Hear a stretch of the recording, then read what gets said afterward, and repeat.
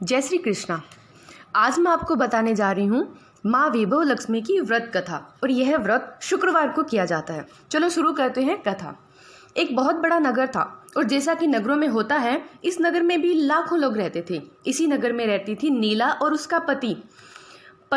सुबह सवेरे नहा धोकर अपनी दुकान पर चला जाता और अपना काम धंधा देखता। पीछे से नीला घर के काम करती और खाली समय में प्रभु का नाम लेती। वह हर शुक्रवार को माँ लक्ष्मी जी के मंदिर में पूजा करने जाती और भजन भी गाती। इसी तरह इनका जीवन बड़ा सुख चैन से कट रहा था।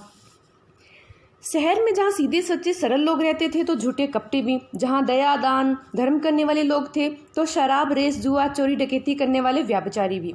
शायद नीला के पति को पिछले जन्म के कर्म भोगने बाकी रह गए होंगे, इसलिए उसकी दोस्ती बुरे लोगों से हो गई।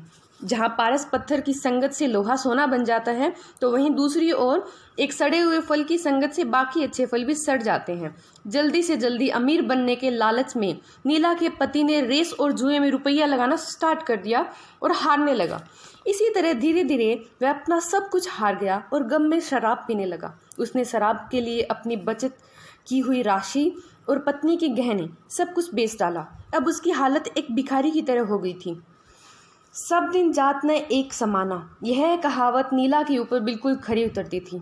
कहाँ तो एक समय ऐसा था कि पति पत्नी दोनों बड़े सुख चैन से रहते थे और प्रभु का भजन करते थे। कहाँ अब घर में दरिद्रता और भूखमरी का राज था और 2 वक्त का भोजन भी ढंग से नसीब नहीं होता था। किसी भी पास पड़ोसी ने न तो नीला को ही सांत्वना देने की कोशिश की और न ही उसके पति को समझाने का प्रयास किया। शायद यह समय नीला की परीक्षा का था। पति का प्रेम पाने वाली नीला आज अपने पति की गालियां और मार खा रही थी। यूं तो वह अपने पति के बर्ताव से बहुत दुखी थी, लेकिन वह सुशील और संस्कारी स्त्री थी, इसलिए अपने पति की सेवा में लगी रहती थी। इस संकट के समय में वह दिन भर लक्ष्मी माँ का नाम रटने लगी। एक दिन अचानक दोपहर में नीला के द्वार पर किसी ने दस्तक दी। नीला सोच में पड़ गई कि मुझ जैसे निर्धन के घर इस समय कौन आ सकता है। फिर भी आए हुए अतिथि का सत्कार तो करना ही चाहिए। ऐसे संस्कारों वाली नीला ने जाकर द्वार खोला। देखा तो सामने एक प्रौढ़ अवस्था की मांझी खड़ी थी, लेकिन उनके चेहरे पे अलौकिक और दिव्य तेज निखर रहा था। उनकी आंखों से मानो अमृत छलक रहा था। उनको देखने मात्र से ही नीला के मन में अद्भुत शांति छा गई। उसका रोम रोम आनंद से भर गया। यूं तो नीला मांझी को पहचानती ना थी, फिर भी उनके दिव्य तेज से वशीभूत होकर उन्हें आदर सहित घर के अंदर ले आई। घर में अतिथि को बैठाने के लिए कुछ भी योग्य आसन नहीं था, तो नीला ने सकुचाते हुए मांझी को एक फटी हुई चादर पर बैठाया। मांझी ने मधुर वाणी में पूछा, क्यों नीला, मुझे पहचाना नहीं? नीला ने सकुचाते हुए कहा, माँ, आपको देखने मात्र से मेरा रोम रोम आनंदित हो रहा है। बहुत ही शांति अनुभव हो रहा है। मुझे ऐसा लगता है कि बहुत दिनों से मैं जिनकी प्रतीक्षा कर रही थी, आप वही है, लेकिन फिर भी आपको पहचान नहीं पा रही हूँ। मांझी ने तनिक हंसकर कहा, क्यों, क्या भूल गई? हर शुक्रवार के दिन लक्ष्मी जी के मंदिर में भजन कीर्तन होते हैं, तब मैं भी आती हूँ और तू भी आती थी, तब हम मिलते थे। जब से नीला का पति कुसंगति में पड़ गया था, नीला बहुत कष्ट उठा रही थी और उन्हीं के चलते लक्ष्मी जी के मंदिर में भी नहीं जा पाती थी। दरअसल अपने पति के कारण ही उसे बाहर के लोगों से नजरें मिलाने का साहस भी नहीं होता था। उसने अपनी याददाश्त पर खूब जोर डाला, पर उसे याद नहीं आया कि वह मांझी से पहले भी कभी मिल चुकी है।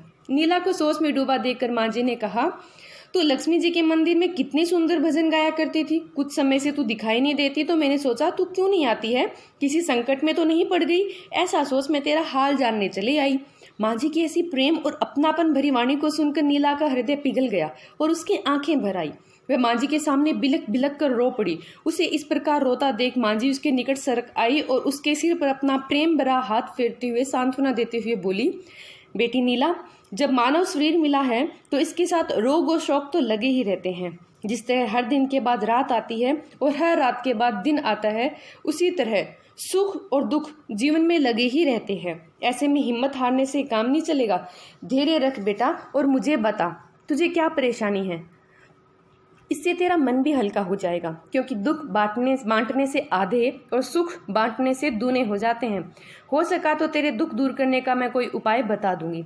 मांझी की वाणी सुनकर नीला को सांत्वना मिली। उसने अपने आंसू पोंछते हुए कहा, माँ, कुछ समय पहले मेरी गृहस्थी सुखपूर्वक चल रही थी और चारों ओर खुशियां ही खुशियां दिखाई पड़ती थी। मेरे पति धार्मिक वृत्ति के थे। भगवान की दया से आर्थिक स्थिति भी ठीक ठाक थी और हम चैन से गृहस्थी चलाते हुए ईश्वर की भक्ति में लीन रहते थे। अचानक जाने क्या हुआ, हमारा भाग्य हमसे रूठ गया। मेरे पति की दोस्ती बुरे लोगों के साथ हो गई, जिसके कारण उन्हें जुआ, रेस, शराब की लत लग गई और इन कामों में उन्होंने अपना सब कुछ गंवा दिया। आज हमारी हालत भिखारियों जैसी हो गई है। यह बात सुनकर माँ जी ने कहा, बेटी, कर्म प्रधान विषय करी राखा, यानी इस संसार में कर्म ही प्रधान है। कर्मों के अनुसार ही मीठे कड़वे फल चखने को मिलते हैं। जाने अनजाने में तुझसे या तेरे पति से कोई ऐसा काम हुआ होगा जिसका यह फल तुझको मिला है। अब तेरे दुख के दिन गए, सुख के दिन आ गए समझो। तू माँ लक्ष्मी जी की परम भक्त है और माँ लक्ष्मी जी तो प्रेम और करुणा की साक्षात अवतार है। वे अपने भक्तों पर अकारण ही दया करने वाली है, इसलिए तू उन्हें प्रसन्न करने के लिए व्रत कर। इस व्रत से माँ लक्ष्मी जी शीघ्र ही प्रसन्न होकर तेरे सारे कष्ट दूर करेगी। माँ जी के शब्दों को सुनकर नीला की आंखों में चमक आ गई। उसने पूछा, माँ, लक्ष्मी जी का व्रत कैसे किया जाता है और इसकी विधि किस प्रकार है, मुझे समझाइए, मैं ये अवश्य करूँगी। माँ जी ने कहा, बेटी नीला, माँ लक्ष्मी का व्रत बहुत ही सरल है। इसे वैभव लक्ष्मी व्रत कहा जाता है। यह व्रत करने से सभी प्रकार की मनोकामनाएं पूर्ण होती है, धन धान्य, सुख, संपत्ति, यश की प्राप्ति होती है। लेकिन बेटी, वैभव लक्ष्मी व्रत सीधा साधा व्रत है, लेकिन कई लोग इसे गलत तरीके से करते हैं, इसलिए उनका कोई फल नहीं मिलता। लोग कहते हैं सोने के गहने से कुमकुम हल्दी की पूजा की और व्रत हो गया, परंतु ऐसा नहीं है। कोई भी व्रत शास्त्रीय विधि से करना चाहिए, तभी उसका फल मिलता है। अगर केवल सोने के गहनों की पूजा करने से व्रत का फल मिल जाता तो आज सभी लखपति बन गए होते। असल में इस व्रत में सोने के गहनों का पूजन शास्त्रीय विधि के अनुसार ही करना चाहिए, तभी यह व्रत फल देता है। नीला बोली, तो माँ मुझे ये व्रत करने की विधि बताइए जिसके अनुसार मैं ये व्रत कर सकूं। माँ जी बोली, अवश्य बेटी। वैभव लक्ष्मी व्रत शुक्रवार के दिन किया जाता है। इस दिन सुबह ही स्नान आदि करके साफ कपड़े पहनो। सारे दिन जय माँ लक्ष्मी का मन ही मन रटन करते रहो। इस दिन न तो किसी की चुगली करनी चाहिए, ना किसी को अपशब्द कहने चाहिए। शाम के समय पूर्व दिशा की ओर मुख करके आसन पर बैठ जाओ। सामने लकड़ी का पटरा रख कर उसके ऊपर लाल रंग का वस्त्र बिछाओ। उस पर चावल की छोटी सी ढेरी रखो। इस ढेर के ऊपर पानी से भरा तांबे का कलश रखकर उस कलश पर एक कटोरी रखो। उस कटोरी में सोने का एक गहना रखें। सोने का ना तो चांदी का चलेगा, चांदी का ना तो नगद रुपया भी चलेगा। फिर घी का दीपक तथा धूप बत्ती सुलगा कर रखें। माँ लक्ष्मी जी के अनेक स्वरूप है और माँ लक्ष्मी जी को श्री यंत्र अत्यंत प्रिय है। अतः माँ लक्ष्मी का पूजन करते समय सबसे पहले माँ लक्ष्मी जी के विविध स्वरूपों और श्री यंत्र का सच्चे हृदय से दर्शन करें। इसके बाद लक्ष्मी सत्वन का पाठ करें। तत्पश्चात कटोरी में रखे गहने रुपये की हल्दी, कुमकुम, चावल, लाल रंग फूल चढ़ाकर वंदना करें। फिर माँ वैभव लक्ष्मी की व्रत कथा पढ़े या किसी अन्य से सुने। इसके बाद माँ लक्ष्मी जी की आरती गाते हुए और 11 बार सच्चे मन से जय माँ लक्ष्मी का जयकारा लगाए। फिर माँ के सामने 11 या 21 शुक्रवार यह व्रत करने का दृढ़ संकल्प करें और जो भी मनोकामना हो उसे पूरा करने के लिए माँ के समक्ष विनती करें। पूजन करने से पहले ही कोई मीठी चीज़ बनाकर प्रसाद के लिए रख लेनी चाहिए। अगर ना संभव हो तो शक्कर या गुड़ भी चलेगा। माँ के समक्ष विनती करने के बाद यह प्रसाद बांट दे और थोड़ा सा अपने लिए भी रख ले। अगर संभव हो तो भगत को पूरे दिन उपवास रखना चाहिए और शाम को केवल माँ का प्रसाद ग्रहण करना चाहिए। अगर शक्ति ना हो तो शाम को प्रसाद ग्रहण करने के बाद एक समय खा सकते हैं। अगर बिल्कुल भी शक्ति ना हो तो दोनों समय भी इसमें भोजन कर सकते हैं। बाद में कटोरी में रखा हुआ गहना रुपया उठाकर रख लें। कलश में रखा पानी तुलसी के पौधे में लगाएं और चावल पक्षियों को चुगने के लिए डाल दें। जब तुलसी के पौधे को पानी लगाया जाता है तथा पक्षियों को चावल चुगाए जाते हैं तो इससे इनमें बसा हुआ ईश्वर संतुष्ट और प्रसन्न होता है। इस व्रत के प्रभाव से सभी प्रकार की विपत्तियां दूर होती है और समस्त मनोकामनाएं पूर्ण होती है। नीला मांझी द्वारा यह सारा विवरण सुनकर आनंद मगन हो गई। उसने पूछा, माँ, आपने वैभव लक्ष्मी व्रत की जो शास्त्रीय विधि बताई है मैं अवश्य करूंगी। इसका उद्यापन किस प्रकार करना चाहिए, कृपा करके इसकी विधि बताइए। माँ जी ने कहा, बेटी, 11 या 21 जितने भी शुक्रवारों की मन्नत मांगी हो उतने शुक्रवार तक यह व्रत करने चाहिए। आखिरी शुक्रवार को इसका शास्त्रीय विधि अनुसार उद्यापन करना चाहिए। आखिरी शुक्रवार को प्रसाद के लिए खीर बनानी चाहिए। पूजन जिस प्रकार हर शुक्रवार को करते हैं वैसे ही करना चाहिए। पूजन के बाद माँ के सामने श्रीफल फोड़े यानी कि नारियल फोड़े।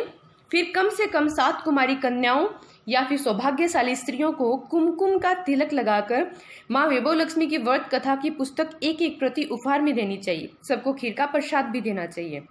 मन ही मन सच्चे हृदय से माँ से प्रार्थना करें, हे माँ धन लक्ष्मी, हे माँ वैभव लक्ष्मी, मैंने सच्चे हृदय से आपका वैभव लक्ष्मी व्रत पूर्ण किया है। हमारी मनोकामना को पूर्ण करे, हम सबका कल्याण करे, हमारी बुद्धि को सद्मार्ग में प्रेरित करे। माँ जी द्वारा वैभव लक्ष्मी व्रत की शास्त्रीय विधि सुनकर नीला भाव विभोर हो उठी। उसे लगा कि मानो उसे सुख के खजाने की कुंजी हाथ लग गई हो। उसने आंखें बंद करके उसी समय संकल्प लिया, हे माँ वैभव लक्ष्मी, अब मैं भी माँ जी के द्वारा बताई हुई विधि से 21 शुक्रवार तक आपका व्रत करूंगी। संकल्प करने के बाद जैसे ही नीला ने आंखें खोली, आश्चर्यचकित रह गई। सामने कोई ना था। अब समझी ये माँ जी कोई और नहीं थी, स्वयं माँ लक्ष्मी जी ही थी। नीला लक्ष्मी जी की भक्त थी, इसलिए अपनी भक्त को रास्ता दिखाने के लिए माँ स्वयं चल के आई थी। संयोग से अगले ही दिन शुक्रवार था। सवेरे ही नीला ने स्नान करके साफ कपड़े पहने और पूरी श्रद्धा से जय माँ लक्ष्मी का जाप करने लगी। शाम होने पर हाथ मुंह धोकर पूर्व दिशा की ओर मुंह करके बैठ गई। माँ जी के अनुसार सारी तैयारी उसने पहले से ही कर ली थी। घर में सोने के कंगन थे, बहुत सारे गहने थे। पति गलत रास्ते पे चला था तो सारे गहने कंगन बेच दिए। केवल हाथ की उंगली में सोने की छोटी सी अंगूठी बची रह गई थी। नीला ने उसको धोकर कलश के ऊपर कटोरी में रखा और फिर शास्त्रीय विधि अनुसार से स्तवन और भोजन आदि किया। मीठे के नाम पर घर में थोड़ी शक्कर थी। नीला ने उसी को प्रसाद के रूप में रखकर वैभव लक्ष्मी व्रत किया। सबसे पहले उसने यह प्रसाद अपने पति को खिलाया। प्रसाद के खाते ही पति के स्वभाव में परिवर्तन आ गया। उसने नीला को मारा भी नहीं। पति के स्वभाव में परिवर्तन देखकर नीला प्रसन्न हुई और वैभव लक्ष्मी व्रत में उसकी श्रद्धा बढ़ गई। नीला ने पूरी भक्ति भावना के साथ 21 शुक्रवार तक वैभव लक्ष्मी व्रत किया। अंतिम यानी कि 21वें शुक्रवार को माँ जी द्वारा बताई गई विधि अनुसार उद्यापन किया। 7 सौभाग्यशाली स्त्रियों को वैभव लक्ष्मी व्रत कथा की 7 पुस्तकें कुमकुम का तिलक लगाकर उपहार में दी। अंत में उसने माँ के धन लक्ष्मी स्वरूप की छवि को वंदन करते हुए पूर्ण भक्ति भाव से मन ही मन कहा, हे माँ लक्ष्मी, मैंने यह व्रत पूर्ण किया। हे माँ, मेरी विपत्तियों संकटों को दूर करो, हम सबका कल्याण करो, हमारे सिर के ऊपर आप कृपा सदैव बनाए रखना। हे माँ, आपकी महिमा अपरंपार है। हे माँ वैभव लक्ष्मी, आपकी जय हो। इस प्रकार नीला ने शास्त्रीय विधि से वैभव लक्ष्मी व्रत किया और फल तुरंत ही मिला। उसका पति गलत रास्ता छोड़कर फिर से सद्मार्ग पर वापस आ गया। फिर से कड़ी मेहनत करके कामकाज करने लगा। धीरे धीरे उसने नीला के लिए सोने के गहने बनवा दिए। फिर से धन धान्य संपत्ति से पूर्ण हो गया और घर में पहले की ही तरह सुख शांति छा गई। हे माँ धन लक्ष्मी, हे माँ वैभव लक्ष्मी, जिस प्रकार आप नीला पर प्रसन्न हुई, उसे सुख शांति प्रदान की, उसी प्रकार आपका व्रत करने वाले समस्त जनों पर प्रसन्न होना, सबको सुख शांति देना। जय माँ धन लक्ष्मी, जय माँ वैभव लक्ष्मी।